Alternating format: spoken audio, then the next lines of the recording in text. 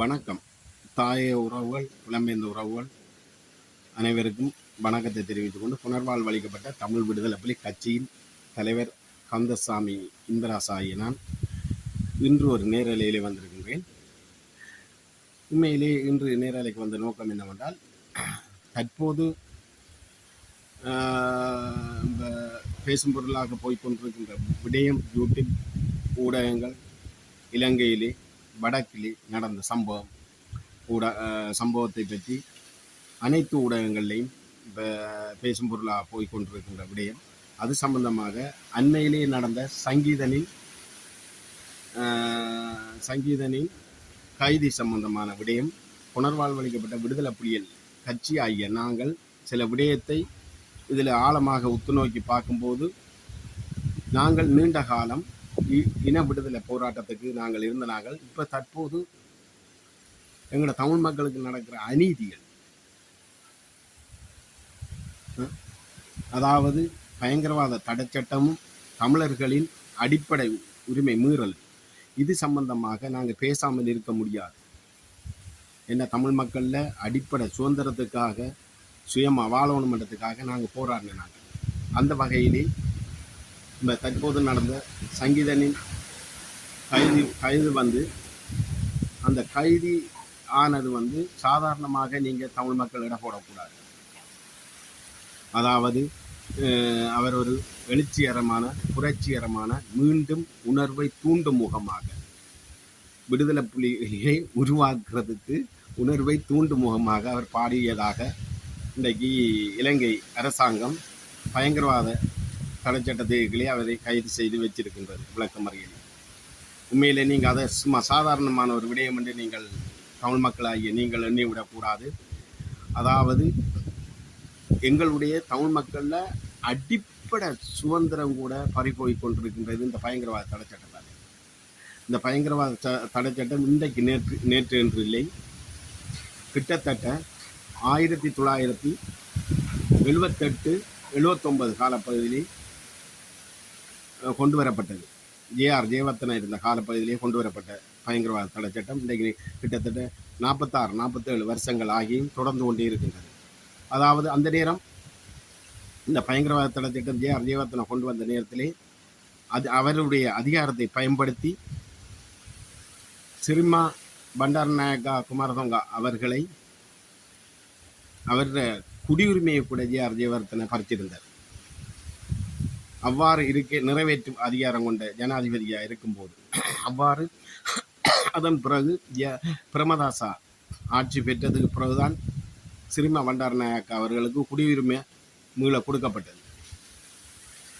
அதே போன்று இன்று தேசிய மக்கள் சக்தி ஆட்சிக்கு வரும்போது இந்த தம்பி படித்த சங்கீதம் படித்த எழுச்சி பாடல்களை விட தேனிசை செல்லப்பாட பாடல், எமது சாந்தன் அண்ணாட பாடல், நிரோஜன் அண்ணா கரும்புலியல்ல அத்தனை பாடல்களையும் போட்டு எங்களோட தமிழ் மக்களை கவரும் முகமாக தாண்டைக்கு ஆட்சியை பிடிச்ச அவருடைய ஆதரவாளர்மார் அத்தனை பேரும் விடுதலை புலிகள் சம்பந்தமான பாட்டை போட்டிருந்தார்கள். அது மட்டுமல்லாது இன்றைக்கு முள்ளிவாய்க்கால் நினைவேந்தல், இது மாவீரர் நாள் நினைவுகூறல், அதே மாதிரி திலிவண்ணாட நினைவுகூறல், வன்னியபோதியமான நினைவுகூறல், ஏனைய இயக்க நிகழ்வுகள் அத்தனையும் இன்றைக்கு செய்கிறதுக்கு இந்த நாட்டில் தற்போது அனுமதி இருக்குது, நடந்து கொண்டிருக்கு. அவ்வாறு இருக்கையில் இன்றைக்கு சாதாரணமாக ஒரு உணர்வுபூர்வமாக ஒரு இளைஞன் இந்த பாடலை பாடியதுக்காக பயங்கரவாத தடைச்சட்டத்துக்கு அரெஸ்ட் பண்ணியிருக்குன்னு சொன்னால், இது வந்து நீங்கள் ஒரு சின்ன ஒரு விடயமாக எங்களை தமிழ் மக்கள் கருதி விடக்கூடாது. இது நீண்ட தூரத்தில் நாங்கள் உத்து நோக்கி பார்க்கும்போது இதுக்கு பின்னணியில் இந்தியா ரோ இருக்கின்றது. இந்தியா ரோட வட மாகாணத்தில் இருக்கிற இந்தியா தூதரகத்தில் நிபந்தனையின் பேர் தான், அவங்களோட கட்டளையும் படிதான் இந்த இளைஞனை கைது செய்யப்பட்டிருக்கு. இன்று நேற்றிலே காலங்காலமாக இந்தியா வந்து எங்களுக்கு ஒரு அழிவு பாதையை கொண்டு வரத்துக்கும் துரோகத்தனமான செயல்களில் ஈடுபடுறதுக்கு இந்தியா முதலிடமாக இருக்கின்றது. இன்றைக்கு அதாவது இந்த இளைஞரை கைது செய்த விடயம் அண்மை காலங்களிலே ஒரு சில மாதங்களுக்கு முன்பு இந்தியாவிலே கேரளாவிலே உங்களுக்கு தெரிஞ்சிருக்க மட்டும் நினைக்கிறேன். ஒரு இளைஞன் விடுதலை புலிகள் சம்பந்தமாக யாழ்ப்பாணத்திலே பிறந்த தாயிட வயிற்றில் பிறந்த ஒரு இளைஞன் பேர்டன் என்ற அந்த ஒரு பேரை சூட்டி அவர் படித்த பாடல், அவர் படித்த அந்த உணர்வுபூர்வமான பாடலில் விடுதலை புலிகள் சம்பந்தமான விடயங்கள் கலந்து கொண்டிருக்கிறதன் காரணமாக அவரை பலதரப்பட்ட விடயமாக இந்தியா ரோவினர் அரெஸ்ட் பண்ணியிருந்தார்கள். கஞ்சாவை வச்சு அவரை அரெஸ்ட் பண்ணியிருந்தார்கள். பிறகு கழுத்தில் போட்டிருந்த ஒரு புலி பல்லுக்காக அரெஸ்ட் பண்ணியிருந்தார்கள். அப்படி அரெஸ்ட் பண்ணி அவருக்கு பல அழுத்தங்களை கொடுத்து அவருடைய உணர்வு பூர்வத்தை இந்தியா கட் பண்ணி விட்டது. என்ன காரணம் என்றால் விடுதலை புலிகளில் பேரே இலங்கை நாட்டில் மட்டுமல்லாது உலகெங்கும் வாழ்கின்ற தமிழர்கள் பாவிக்கக்கூடாது என்றதில் இந்திய அரசு மேலோங்கி நிற்கின்றது. இந்தியா இன அழிப்பை மட்டுமல்லாது இன்றும் எங்களோட மக்களை அடக்குமுறைக்குள்ள வச்சுக்கொண்டு அடக்கி கொண்டிருக்கின்றது இந்தியா இதை சாதாரணமாக நாங்கள் இலங்கை அரசாங்கம் தட்டி விட்டு போக முடியாது. அந்த அடிப்படையிலே இன்றைக்கு அந்த கேரளாவில் பாடல் பாடிய பேர்டன் என்ற இளைஞனை கட்டுப்படுத்தியது போது இந்த சங்கீதன் என்ற இளைஞனையும் பயங்கரவாத தடை சட்டத்துக்குள்ளே அரெஸ்ட் பண்ணி அவரையும் அச்சுறுத்தலுக்கு உள்ளாக்கப்பட்டு இனிமேல் அவர் அந்த உணர்வை தூண்டக்கூடாது என்ற அளவுக்கு ஒரு பயம் காட்டுற அளவுக்கு தான் அந்த அரசு இந்த வேலையை செய்கிறதுக்கு காரணம். இந்தியா துணை தூதரகம் வடமாகாணத்தில் இருக்கிற இந்தியா துணை தூதரகம் தான் முதல் காரணம் என்றதை விடுதலை புலிகளாகிய நாங்கள் சொல்லிக்கொள்கிறோம். இதில் அந்த வகையிலே இந்தியா இந்தியா அரசுக்கு முதலாவது பிரச்சனை தமிழ் மக்கள் மத்தியிலே ஒரு 60 வயசு 55 வயசுக்கு மேற்பட்டவர்கள் அவர்கள் விடுதலை புலிகள் சம்பந்தமாக என்னத்தை படித்தாலும் படிச்சுட்டு போகட்டுமண்டி இந்திய அரசு பார்த்து கொண்டிருக்கும். அவங்க கொஞ்ச காலத்தோட செத்துருவாங்கள்ட்டு. ஆனால் இளைஞர்கள் மட்டத்தில், அதாவது 25, 26, 30 வயசு 35 வயதுக்கு உட்பட்ட இளைஞர்கள் மட்டத்தில் இவ்வாறான உணர்வு புரட்சிகரமான விடயங்கள் வந்தால் இந்தியாவுக்கு பயம். எனவேதான் இப்போது அந்த இளைஞர் மட்டத்தில் இவ்வாறான உணர்வு வந்ததென்றால் அடுத்த சங்கதிக்கும் அந்த உணர்வு வந்து மீண்டும் விடுதலை புலிகள் உருவாகினால் நிச்சயமாக அவர்களுக்கு இந்தியாவுக்கு அச்சுறுத்தல் இல்லை. நிச்சயமாக விடுதலை புலிகளுக்கு தமிழீழம் என்றது ஒன்று கிடைச்சால் தமிழ்நாட்டிலேயும் பெரிய பிரச்சனைக்கு உள்ளாக்கப்படும் என்றதில் இந்தியா இன்றைக்கு வரைக்கும் எங்களை நசிச்சு கொண்டு குறவிலையில் பிடிச்சி நசிச்சு கொண்டு இன்றைக்கு வரைக்கும் எங்களை அடிமையாக்கி கொண்டிருக்கின்றது. இந்த விஷயத்தில் தாயத்திலையும் புலத்திலையும் இருக்கிற மக்கள் விழிப்பாகவும் உணர்வாகவும் அரசியல் விழிப்போட நீங்கள் செயல்பட வேண்டிய தேவை இருக்குது. இன்றைக்கு சிங்கள மக்கள் இந்தியா விடயத்தில் இரத்த கலங்கான்றதுக்கும் சிங்கள மக்கள் ரெடியாக இருக்குது இந்தியாவை எதிர்த்து. ஆனால் தமிழ் மக்கள் தாயத்திலையும் சரி புலத்திலையும் சரி இந்தியாவோட விடயத்தில் அடிமைத்தனமான விடயத்தில் வாழ்ந்து கொண்டு போகிறதுக்கு ரெடியாக இருக்குது. இந்தியாவுக்கு அடிமையாக, அதாவது நாங்கள் என்னத்தை கதைச்சாலும் எங்களோட தமிழ் மக்கள் தாயத்திலையும் புலத்திலையும் சொல்லுவார்கள், இந்தியாவை பயக்கக்கூடாது, இந்தியாவை பயச்சு நாங்கள் தமிழ் மக்கள் எது சுதந்திரம் அடைய இயலாது என்று சொல்லி எங்களோட மக்கள் சொல்லிக்கொண்டு இன்றைக்கு வரைக்கும் இந்தியாவுக்கு அடிமைத்தனமாக வாழ்ந்து கொண்டிருக்கிறார்கள். அதிலிருந்து விடுபட்டு வரணும் எங்களோட தமிழ் மக்கள். இன்றைக்கு வரைக்கும் இந்தியாவை பயக்கக்கூடாது இன்றைக்கு வரைக்கும் இலங்கை 76 வருஷங்களையும் கடந்துட்டு இன்றைக்கு இலங்கையில் சுதந்திரம் அடைச்சு இன்றைக்கு 17 வருஷம் விடுதலை புலிகளில் ஆயுதம் மௌனிக்கப்பட்டு இன்றைக்கு வரைக்கும் விடுதலை புலிகள் மீண்டும் ஒரு வன்முறையில் இந்த 17 வருஷத்துக்கும் இதுவரைக்கும் விடுதலை புலிகள் ஒரு வன்முறையில் இறங்காமல் இருக்கையில் விடுதலை புலிகளுக்கு இருக்க அடிப்படை ஜனநாயக உரிமையை கூட இந்தியா பறித்து வச்சிருக்கு. அதாவது விடுதலை புலிகள் என்ற பேரோட பிரபாகரன் என்ற ஒரு அந்த மனிதன், அந்த தெய்வ சக்தி, எங்களுடைய உலகெங்கும் வாழ்கின்ற உலக தமிழர்களுக்கு ஒரு தலைவன், அந்த தலைவன் பேரை கூட உச்சரிக்க இல்லாத அளவுக்கு எங்களை அடிமைத்தனமாக ஆக்கி வச்சிருக்கின்றது இந்தியா. ஆனால் இதில் ஒன்றை மட்டும் நான் இதில் சொல்லிக்கொள்ள விரும்புகிறேன். எங்களை அன்பான மக்களை இனிமேல் அது விழிப்பாருங்கள். எங்களுக்கு இந்தியா வழி நடத்துறதுக்கும் இந்தியா 1.25 லட்சம் மக்களை இனப்படுகொலை செய்ததுக்கும் எங்களோட விடுதலை போராட்டத்தை இளைஞர் யுவதிகள் அழிச்சத்துக்கும் இன்றைக்கு வரைக்கும் யாழ்குடா நாட்டில் போதவஸ்ட்டு கலாச்சார சீர்கேடு எங்களை இளைஞர்களை மீண்டும் ஒரு புரட்சிகரமான செயல்பாட்டுக்கு ஈடுபடக்கூடாதுன்றதுல இந்திய அரசு கூறு போட்டு இன்றைக்கு வரைக்கும் அழிச்சு கொண்டு இருக்குது. இதை நீங்கள் எங்களோட தமிழ் மக்கள் நிச்சயமாக ஏற்றுக்கொள்ளவும். அந்த வகையில் நிச்சயமாக எங்களோட தமிழ் மக்கள் இன்னொன்று விளங்கிக் கொள்ளணும். இந்திய அரசு அன்று மட்டுமில்லை, இன்றைக்கு வரைக்கும் இது வரைக்கும் எங்களோட தமிழ் மக்களில் விடுதலை போராட்டத்தில் பட்டு துரோகத்தனத்தை செய்திருந்தது. ஒரு கட்டத்தில் ஆனையரகு தொடக்கம் அடித்து நாதர்கோயில் வரைக்கும் விடுதலை புலிகள் பலாலி வரைக்கும் எங்களோட தாக்குதலை கொண்டு போய் பலாலி இராணுவத்தை கூட முற்று முழுதாக பிடிக்கிற நிலைமை வரக்கூட இந்த இந்திய படு துரோகி, இந்த இன துரோகி, தேச துரோகி இந்திய அரசு எங்களோட தமிழ் மக்களை அழிக்கணுமன்றதுக்காக, எங்களுடைய விடுதலை போராட்டத்தை நசிக்கணுமன்றதுக்காக போராட்டத்தை நிற்க சொன்னது. உடனடியாக போராட்டத்தை நிற்க சொன்னது இந்திய அரசு. அந்த சொல்ல கேட்டுத்தான் தலைவர் அந்த உடனடியாக அந்த போராட்டத்தை பலாலியை பிடிக்கிறத நிப்பாட்டினேன். அல்லது அந்த நாங்கள் தோங்கின சண்டை ஒரு கட்டத்தில் நாகர்கோவில் பலாலி வரைக்கும் அந்த சண்டை போயிருந்தால் வட மாகாணம் ஃபுல்லாக விடுதலை புலிகளில் கட்டுப்பாட்டில் வந்திருக்கும்.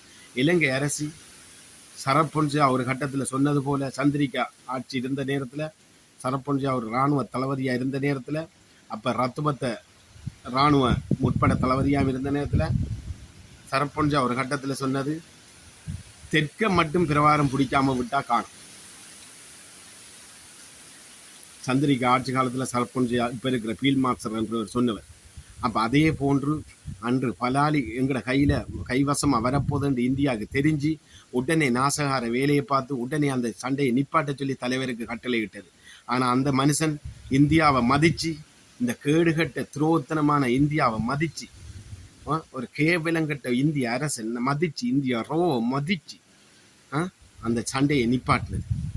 ஒவ்வொரு கட்டத்திலையும் இந்தியாவுக்கு எதையும் செய்திடக்கூடாது, இந்தியா எங்களோட பக்கத்து நாடு, இந்தியா தொப்புள் கொடி உறவு, எங்களோட தமிழ்நாடு, நாங்கள் இந்தியாவுக்கு எதையும் செய்யக்க எங்களோட தமிழ்நாட்டு மக்கள் அதில் பாதிக்கப்படும் என்று எங்களோட தேசிய தலைவர் சிந்தித்த வழியாத்தான் அந்த மனுஷன், புனிதமான ஒரு மனிதனுக்கு இவ்வாறான ஒரு அழிவை கொடுத்தது இந்தியா மத்திய அரசு, இந்தியா அவ்வாறு இருக்கையில் அன்றிருந்து இன்றைக்கு வரைக்கும் இந்திய அரசாங்கம் அமைதி காக்கும் என்று சொல்லி ஏற்கனவே ஜேபி காலத்திலேயும் இந்திய அரசு இலங்கைக்கு வந்து போனது.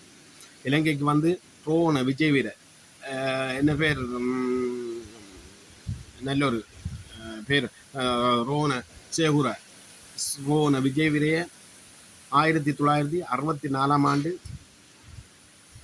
முற்றுமுழுதாக அளிக்கின்ற வேளையில் அவரை ரோன விஜய் வீரையை கைது செய்த சம்பவத்துக்கு இந்திய அரசு வந்துதான் இன்றைக்கு சிங்கள மக்களை நியாயமான பேரை அழித்து ரோன விஜய் வீரையை அரெஸ்ட் பண்ணி கொடுத்துட்டு போனேன் ஜேபி அழிக்கிறதுக்கு உறுதுணையாக இருந்தது. அதே போன்று இந்திய அரசு இலங்கை இந்திய ஒப்பந்தப்படி 1987 ஆண்டு இந்திய அரசு இலங்கைக்கு வர வழிகிடக்க ஏஆர் ஜெயவர்தன் அவர்கள் பேச்சுவார்த்தை செய்யும் போது எனக்கு கொஞ்சம் தடுமல், அதெல்லாம் கொஞ்சம் அதிர்ச்சி வருது. அப்போ பேச்சுவார்த்தை செய்யும் போது பிரேமதாஸ் அவர்களும் இப்போது இருக்கின்ற ஆட்சியில் இருக்கிற ஜேபி அவர்கள் எல்லாரும் எதிர்த்தார்கள் இந்தியா வரக்கூடாது. ஆனால் அவ்வாறு இருந்தும் இலங்கை இந்திய ஒப்பந்தப்படி இந்தியா வந்தது. இந்தியா வந்தால் பிரேமதாசாவுக்கு மீண்டும் இந்தியாவை அடித்து திறத்தோம், ஜேபிக்கும் இந்தியாவை அடித்து திறத்தோம். அது எவ்வாறு நடக்கும் என்றால் விடுதலை புலிகளை வச்சுத்தான் இந்த செயலை செய்யணும் என்று சொல்லி விடுதலை புலிகளோட கைகோர்த்தது பிரேமதாஸ் அவர்கள். கைகோர்த்து தான் இன்றைக்கு விடுதலை புலிகள் இந்திய அரசு செய்த துரோகத்தனத்துக்கு குமரப்பா புலேந்திரன் எங்களை தெளிவனாட கோரிக்கை நிறைவேற்றும் பட்சத்திலால் இந்திய அரசுக்கு அடிக்க வந்தது. அந்த சந்தர்ப்பத்தை பயன்படுத்தினது பிரேமதாஸ் அவர்கள், ஜேபி அவர்கள். ஆனால் இன்றைக்கு இந்த இலங்கையில் ஆணித்தரமாக வேறு ஊன்றி நிற்கிறது இந்திய அரசு. இந்திய அரசை பகைச்சி இந்த இலங்கையில் எவனும் ஆட்சி செய்யலார். என்ன காரணம்னா அந்த அளவுக்கு வேறு ஊன்றி நிற்குது. இந்திய அரசை ஆதரிச்சா மட்டும்தான் ஆட்சிக்கு வரலாம் என்றது இலங்கையில் உறுதிப்படுத்தப்பட்டிருக்கு. அந்த வகையில் இலங்கை அரசாங்கத்துக்கு வேறொரு நாடு பக்கபலமாக பொருளாதார ரீதியில் மட்டுமில்ல ஏனைய உதவி ரீதியிலையும் பக்கபலமாக இருந்தால் இந்தியாவை பயக்கும் இலங்கை அரசு. ஆனால் அவ்வாறு இல்லாத பட்சத்தில் இன்றைக்கு இந்தியாவை இந்தியாட்ட கையேந்திர அளவுக்கு நின்று கொண்டு இந்தியா சொல்றதை கேட்டுக்கொண்டு இலங்கை அரசு செயல்பட்டு கொண்டிருக்குது.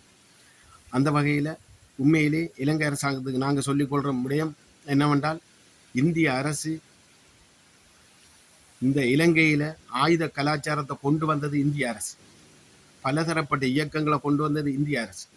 சிங்கள மக்களுக்கும் தமிழ் மக்களுக்கும் இடையில ஒரு இனவாதத்தையும் ஒரு ஆயுத கலாச்சாரத்தையும் கொண்டு வந்தது இந்திய அரசு. இலங்கை அரசுக்கு நான் சொல்லிக்கொள்கிறேன். கொண்டு வந்து போட்டு கடைசியாக தங்களுக்கே அடி விழுந்துட்டு தாங்கள் உருவாக்கி இந்திரா காந்தி இருக்கிற நேரத்தில் தாங்கள் கொண்டு வந்த விடுதலை புலிகளாலே தங்களுக்கு அடி விழுந்துட்டுன்ற ஒரு நோக்கத்தோட இன்றைக்கு பிரேமதாசா, ஏபி, இஸ்லாமிய அரசியல்வாதிமார் எல்லாரும் சேர்ந்து விடுதலை புலிகளை ஆதரித்து தான் எங்களை அடித்து இலங்கையை விட்டு விரட்டி அனுப்பினார்கள் என்ற ஒரு வகையில் தான் விடுதலை புலிகளை முற்று முழுதாக அழிக்கணும். ராஜீவ்காந்திர படுகொலையை விடுதலை புலி மீது சுமத்தணும், உலகத்துக்கு காட்டணும், நேரு குடும்பத்தை பழிவாங்கணும் என்று இந்தியாவுக்குள்ளே நடந்த சதியை விடுதலை புலிகள் மீது போட்டு இந்த திட்டம் தமிழ்நாட்டில் ஆட்சியை பிடிக்க இருந்த ஜெயலலிதாவுக்கும் இந்த திட்டம் தெரியும். ராஜீவ்காந்திர படுகொலைக்கு பிறகு தடார் என்று சொல்லி ஒரு சட்டத்தை கொண்டது ஜெயலலிதா அவர்களால் தமிழ்நாட்டில் விடுதலை புலிகளை ஒழிக்கப்படுகின்றது 1991ஆம் ஆண்டு அந்த காலப்பகுதியில். ஆனால் இன்றைக்கு ஜெயலலிதா அவர்கள் எம்ஜிஆர் சாவுக்கும் துணையாக போனவர். எம்ஜிஆருக்கும் எம்ஜிஆர் ஈழ மக்களில் பிரச்சனைக்கு, தாயக மக்களில் பிரச்சனைக்கு இந்தியா மத்திய அரசோட அழுத்தம் கொடுத்திருந்தது. அந்த அழுத்தத்தின் பிரகாரம் சதி செய்து தான் எம்ஜிஆரை கூட கொண்டதாக இப்போ தகவல். அதே போன்று அந்த சதி செய்து கொள்வதற்கு எம்ஜிஆரை ஜெயலலிதா அவர்கள் துணையாக இருந்ததாகவும் தகவல். அதே போன்று ஜெயலலிதா அவர்களுக்கும் சசிகலா அவர்களால் அதே சதி நடந்துதான் ஜெயலலிதா அவர்கள் செத்தார்கள். வினை விதைச்சவன் வினை அறுப்பான், அரசன் நன்றருக்கும் தெய்வம் நின்று கொள்ளும் என்று சொல்வார்கள். அதே மாதிரி இந்திய அரசு காலகாலமாக எங்களோட தமிழ் மக்களுக்காக என்ன விதமான சதித்திட்டத்தை போடலுமோ அவ்வாறு போட்டு கொண்டு வருகின்றது. அந்த வகையில் தான் தமிழ்நாட்டில் தமிழ் தேசியம் வளரக்கூடாண்டு இன்றைக்கு இங்கிருந்து ஒரு கோமாளித்தனமான ஒரு அரசியல் பிரமுகரை திட்டம் போட்டு அனுப்பி அங்கே சீமானுக்கு எதிராக சில பிரச்சார நடவடிக்கையில் தாங்கள் அரங்கேற்றி வச்ச மேடையில் கத்த வச்சு தமிழ் தேசியத்தை அழிக்கணும் என்று. என்ன காரணம் என்றால், வடக்கு கிழக்கில் முற்று முழுதாக இந்தியாவோட ஆட்சி, இந்தியா தூதரகத்தில் ஆட்சி தமிழ் மக்களை பிரித்தாண்டு, புலத்திலையும் பிரித்தாண்டு, இனிமேல் தமிழ் தேசியத்தையோ விடுதலை புலிகளையோ உச்சரிக்கையில் அது அளவுக்கு கொண்டு வந்துட்டோம். தமிழ்நாட்டிலையும் சீமான் அடக்கிட்டா எல்லாம் சரியென்று தான் நினைச்சது இந்திய அரசு. ஆனால் இந்திய அரசு இதில் தோல்வி கண்டது. இனிமேல் எங்களை தமிழ் மக்கள் விழிப்பாயிட்டாங்க. உலகங்கு மாழ்கின்ற உலக தமிழர் அத்தனை பேரும் விழிப்பாயிட்டாங்க. இந்த இந்திய அரசுக்கு இனி எந்த விதத்திலையும் உலக தமிழர் மத்தியில் இடம் இல்லை. விடுதலை புலிகளாகிய நாங்கள் சொல்கிறோம், இந்திய அரசு புடுங்க இயலாது. இந்திய அரசு சொல்லி கிடக்கு, அடி வாங்கி போனீங்க, இனி இடி வாங்கி போவீங்க. இங்கிருந்து இந்தியா தூதரகம் நீங்கள் இருந்து இன்றைக்கு என்ன சங்கீத இந்த அரசு உடனடியாக விடுதலை செய்யப்படணும். இன்றைக்கு உங்களுக்கு பயம் என்றால், ஒரு விடுதலை புலிகளில் பாட்டை படிக்கிறதுக்கு உச்சரிக்கிறதுக்கு உங்களுக்கு அந்தளவுக்கு பயம் என்றால், இன்றைக்கு கிழக்கிஸ்தான் என்று சொல்லி இஸ்லாமிய தீவிரவாதியினர் ஆரம்பிக்கின்றார்கள். இப்போ ஊடகங்கள் வழியும் வந்துட்டு பயிற்சி பெற்று வருகின்றார்கள். காட்டுக்குள்ளே பயிற்சி பெறுவதாக ஒரு ஊடகத்தில் வந்திருக்கு இஸ்லாமிய தீவிரவாதியினர். அப்போ கிழக்கிலிருந்து கிழக்கிஸ்தான் எவ்வாறு வருதென்றால், புத்தளம், நீர்கொழும்பு, உடப்பு, சிலாபம் அப்படியே மன்னார் வரைக்கும் வருது. கிழக்கிஸ்தான் மன்னார்லேருந்து இந்தியாவுக்கு தொடர்பு கொண்டு, இந்தியாவில் இருக்கிற இஸ்லாமியர்களோட தொடர்பு பாகிஸ்தான் வரைக்கும் போய் ஆயுத கலாச்சாரம் இங்கே வரப்போகுது. அது மட்டுமல்லாது வடக்குக்குள்ளே யாழ்ப்பாணம் முற்று முழுதாக பிடிக்கப்படுகின்றது. கும்பலம்மனை தண்ணீர் ஊற்று ஃபுல்லாக பிடிக்கப்படுகின்றது இந்த கிழக்கிஸ்தான். அப்போ இன்றைக்கு ஒரு சாதாரணமான உணர்ச்சி வசமான ஒரு பாட்டுக்கு இந்த பயங்கரவாத தடைச்சட்டம் பாய்ந்தால் ஒரு தமிழ் இளைஞன் மீது. ஆனால் இன்றைக்கு கிழக்கில் ஆயுத பயிற்சி எடுக்கிற இஸ்லாமியருக்கு ஏன் பாயல்? அதுக்காக இஸ்லாமிய மக்கள் அத்தனை பேரையும் நான் பிள்ளை சொல்லலை. இஸ்லாமிய தீவிரவாதிகள் இஸ்லாமிய தீவிரவாதியினர் உண்ட மனசில் வச்சு கொள்ளணும். நீங்கள் யாரோட சண்டை பிடிக்கிறதுக்கு பயிற்சி எடுக்கிறீங்கன்னு எங்களுக்கு தெரியல. ஆனால் அந்த புலிகளோட மட்டும் சேட்டை விடக்கூடாது. வடக்கு கிழக்கில் நாங்கள் பெரிய களங்கண்ட நாங்கள் 12,000க்கு மேற்பட்ட போராளிகள். இன்றைக்கு ஆயுதம் மட்டும்தான் இல்லை. ஆனால் நாங்கள் இன்றைக்கு வெறுமனை இருந்தாலும் எங்கிட்ட எல்லாம் நீங்கள் பயிற்சி தான் எடுத்து எல்லாம் வரணும். ஆனால் உங்களோட ஆட்டோட்டம் எல்லாம் உங்களோட ஏரியாக்குள்ளே மட்டும்தான். ஆனால் நாங்கள் இன்றைக்கு மன்னார் தொடக்கம் பொத்துயில் வரைக்கும் 24 மணித்தில் கிழக்கு மாகாணத்துக்குள்ளே நடந்து போய் வரக்கூடிய ஆக்கள் காட்டுக்குள்ளார். எங்களுக்கு எந்த காட்டுக்குள்ளே எங்கே மலை இருக்குது, எங்கே சந்து இருக்குது, எந்த பொந்து இருக்குது, சகலதும் எங்களுக்கு கரைச்சி குடிச்ச நாங்கள் தனியே ஒரு இம்பராசா இதை கதைக்கணும். ஒட்டுமொத்த போராளிகளும் இன்றைக்கு தளபதிமாரும் யுத்தம் செய்தவங்க கேர்னல்மார் உட்பட எல்லாரும் நாங்கள் இன்றைக்கு இருக்கு. நாங்கள் ஆயுதம் மட்டும்தான் எங்களோட கையில் இல்லை. ஆனால் எங்களுக்கு ஆயுதம் இந்தியாவிலேயே அமெரிக்காவிலேயே பாகிஸ்தான்லேருந்து வர தேவையில்லை. கண் கண்டா கை செய்ய. நாங்கள் எதிரியானவன் ஆயுதத்தை பறிச்சு ஒரு ஆயுதம் எடுத்தவன்டா அடுத்த 15 ஆயுதம் எடுக்கக்கூடிய வல்லமை எங்களோட தேசிய தலைவர் எங்களுக்கு பயிற்சி தந்திருக்கிறேன். ஆனால் நாங்கள் ஆயுத கலாச்சாரத்தை மறந்துட்டு நாங்கள் புனர்வாழ்விலே எங்களுக்கு அரசாங்கத்தால் படிப்பிக்கப்பட்டது. அதாவது எவ்வாறென்றால் இனிமேல் அரசியல் ரீதியாக ஜனநாயக ரீதியாக நீங்கள் வெளியில் போய் உங்களோட தமிழீழத்தை பெற்றுக்கொள்ளுங்க, கத்தி பெற்றுக்கொள்ளுங்க. எங்களுக்கு ஒரு இராணுவ அதிகாரி படிப்பிக்கிறான் புனர்வாழ்வு. ஆனால் இனி ஒரு ஆயுத கலாச்சாரத்தை நீங்கள் விரும்பினால் பிரவாரன் 30 வருஷ போராட்டத்தை நாங்கள் அழிச்சிட்டோம். நீங்கள் ஜுஜிப்பி என்று சொல்லித்தான் எங்களுக்கு இராணுவம் சொன்னேன். அதே மாதிரி தான் இராணுவம் யோசிக்கணும். இலங்கை அரசாங்கம் பயப்படக்கூடாது. உங்களுக்கு நாங்கள் இனி ஒரு புரட்சிகரமான பாடல் பாடி உங்களுக்கு நாங்கள் ஆயுதமாக தூக்கப்படுறோம். உங்களுக்கு ஒரு ஏன் பயம் இருக்கணும். இந்திய அரசு சொல்லுது, நீங்கள் செய்கிறீங்க. இளைஞனுங்களை இப்படியான பாட்டுகளுக்கு விடாதங்க, அவங்களை அரெஸ்ட் பண்ணுங்கன்னு சொல்லித்தான் கேரளாவில் அந்த வேடன் என்றவனுக்கு அச்சுறுத்தல் கொடுத்து அவனை அடிக்கடி பிடிச்சி அவனை மனநிலையை மீண்டும் ஒரு உணர்ச்சிகரமான பாடல் பாடுறதுக்கு வரக்கூடாத நிலைமைக்கு இந்திய அரசு தள்ளி விட்டுச்சு. இந்திய அங்கே தமிழ்நாட்டில் கேரளாவில். அதே மாதிரி இந்த தமிழீழத்தில் வடக்கு கிழக்கில் இந்த சங்கீதனுக்கு நடக்கின்றது. இப்படி 2 தரம் அரெஸ்ட் பண்ணி விட்டால் ஏனைய இளைஞர்கள் இவ்வாறான பாட்டுகளுக்கு உணர்ச்சி வசப்பட்டு படிக்க மாட்டார்கள் என்றதை இந்திய அரசு தான் வலியுறுத்தியிருக்கு இலங்கை அரசுக்கு. இந்த பயங்கரவாத தடை சட்டத்துக்குள்ளே வச்சு தமிழரை மட்டும் ஒடுக்க சொல்லி. ஆனால் இந்திய அரசு நீங்கள் சரியாக அடி வாங்க போகிறீங்க. நீங்கள் இந்திய அரசு மிக கேவலமாக பாகிஸ்தான்கிட்ட, அமெரிக்காட்ட, சீனாட்ட, இஸ்லாமிய தீவிரவாதிகள்கிட்ட அடி வாங்க போகிறீங்க. நிச்சயமாக அரச நன்றர்பான் தெய்வ நின்றுகொள்ளும் எங்களோட வலி வேதனை புலிகளாகிய நாங்கள் சொல்கிறோம். எங்களோட மக்கள் இன்றைக்கும் அழிக்க வலிக்கிறீங்க. நீங்கள் இந்திய அரசு உன்னை விளங்கிக் கொள்ளணும். இந்தியாரும் உனக்கு வேலை செஞ்சு உனக்கு இந்த எங்களோட வடக்கு கிழக்கில் யாழ்குடா நாட்டை விட்டு உடனடியாக இந்தியா தூதரம் வெளியேறு. இந்தியா தூதரம் தெற்குக்கு போ. எங்களோட தமிழ் மக்களுக்கு நீ 17 வருஷம் செய்யாத நன்மை, இந்த 76 வருஷத்துக்கும் எங்களுக்கு சுதந்திரம் கிடைக்காத நன்மை, யுத்தம் முடிஞ்சு 17 வருஷம் நாங்கள் இன்றைக்கு விடுதலை புலிகள் எங்களோட அடையாளத்தை வச்சு நாங்கள் ஒரு ஜனநாயகத்துக்கு ஈடுபடக்கூடாண்டா நீ எந்த அளவுக்கு எங்களை அடக்குமுறையாக வச்சிருக்கிறேன். இன்றைக்கு ஜேபி ஆயுதம் தூக்குன அமைப்பு இன்றைக்கு நாட்டு ஆள் இல்லையா? இன்றைக்கு ஆயுதம் தூக்குன கருணா புள்ளியா நாட்டில் இருக்கு இல்லையா? அரசியல் செய்ய இல்லையா? ஆயுதம் தூக்குன இபிஆர் டெலோ பிளட் அப்படி. அப்போ அவங்களுக்கு உங்களோட சேர்ந்த ஒட்டுக்குழுக்களுக்கு நீங்கள் ஜனநாயக உரிமை கொடுத்தா அவங்களோட பேர் ஈழ மக்கள் ஜனநாயக கட்சி, இது ஈழ மக்கள் விடுதலை கட்சி என்று சொல்லி எல்லாம் எல்லா கட்சியும் இருக்குது ஆயுத கலாச்சாரத்தில் வந்தவங்க. ஆனால் இன்றைக்கு விடுதலை புலிகள் மட்டும் விடுதலை புலிகள் பேர் சூட்டி வந்து நிற்கக்கூடாது அரசியல். என்ன வங்குரோத்தான என்ன வரட்டுத்தனமான செயல்பாட்டை நீங்கள் இந்திய அரசு சொல்கிறீங்க எங்களுக்கு.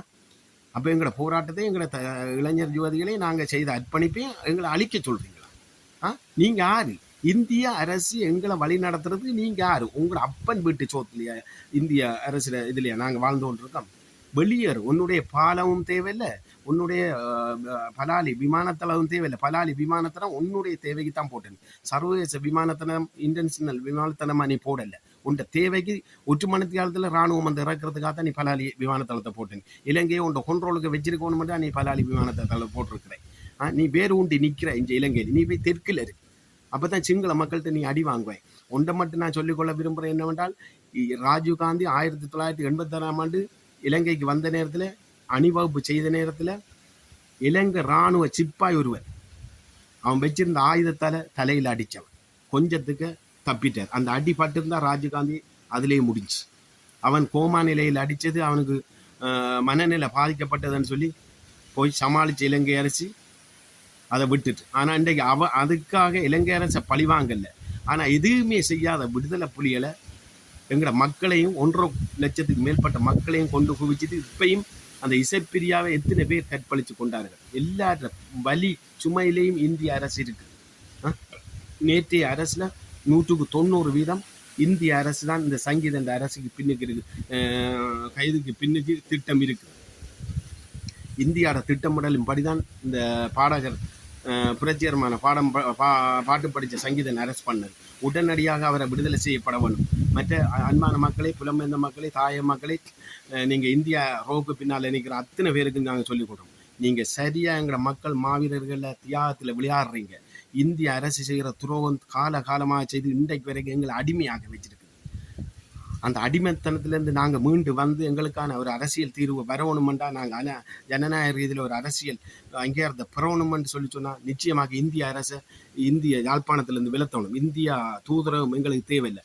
நாங்கள் பாஸ்போர்ட் எடுக்கணுமோ இந்தியாவுக்கு போகாது, எல்லாம் கொழும்புக்கு போய் எடுக்கலாம். எங்களுக்கு அங்கே தேவையில்லை, எதுவுமே தேவையில்லை. இந்தியா தூதரகம் எதுவுமே தேவையில்லை வடக்கு கிழக்கில். அதுக்கு புலம்பெயர்ந்த மக்களும் தாய மக்களும் வலியுறுத்தணும். மக்கள் எழுச்சிகரமாக வீதியில் இறங்கணும் இந்தியாவுக்கு எதிராக.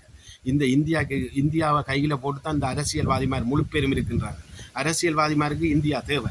ஏன்னா இந்தியா சொல்றது தான் அரசியல்வாதிமார் செய்கிறாங்க. ஏன்னா அவங்க வலி தெரியாது, கஷ்டம் தெரியாது, துன்பம் தெரியாது, வேதனை தெரியாது. அவங்க காலம் எங்களோட மக்களை இந்தியா மாதிரி ஏமாத்துற அரசியல்வாதி மாதிரி தான் முழுக்க எங்களோட தமிழ் அரசியல்வாதிகள்.